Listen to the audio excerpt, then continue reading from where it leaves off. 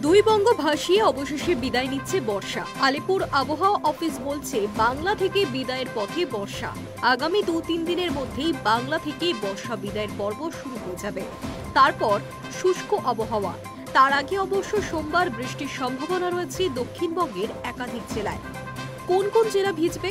সোমবার বৃষ্টি হতে পারে দক্ষিণবঙ্গের ঝাড়গ্রাম, পূর্ব পশ্চিম মেদিনীপুর, উত্তর ও দক্ষিণ 24 পরগনায়। তবে কোথাও আর ভারী বৃষ্টি হবে না এ যাত্রায়। হালকা থেকেই মাঝারি বৃষ্টির সম্ভাবনা রয়েছে কোনো কোনো অংশে বিক্ষিপ্তভাবে। বাকি জেলাগুলিতে শুষ্ক আবহাওয়া বিরাজ করবে।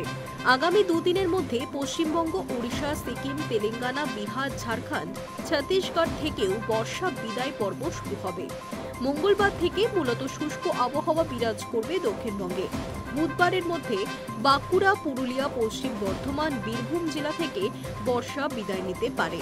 আবহাওয়া অফিস জানাচ্ছে আগামী 7 দিন ভারী বৃষ্টির সম্ভাবনা না থাকলেও বিক্ষিপ্তভাবে হালকা বৃষ্টির সম্ভাবনা রয়েছে গোটা দক্ষিণবঙ্গে। এদিকে অন্ধ্রপ্রদেশ এবং কেরালা উপকূলে রয়েছে জোড়া ঘূর্ণাবর্ত। দক্ষিণ বাংলাদেশের উপরও একটি ঘূর্ণাবর্ত রয়েছে। তবে ঘূর্ণাবর্তের প্রভাব এ রাজ্যে পড়বে কিনা তা এখনো জানা যায়নি।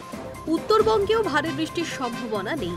সোমবার সামান্য হালকা বৃষ্টির সম্ভাবনা রয়েছে দার্জিলিং, কালিম্পং, জলপাইগুড়িতে। আলিপুরদুয়ার এবং কোচবিহারেও বিক্ষিপ্ত বৃষ্টি হলেও হতে পারে। Hi news network.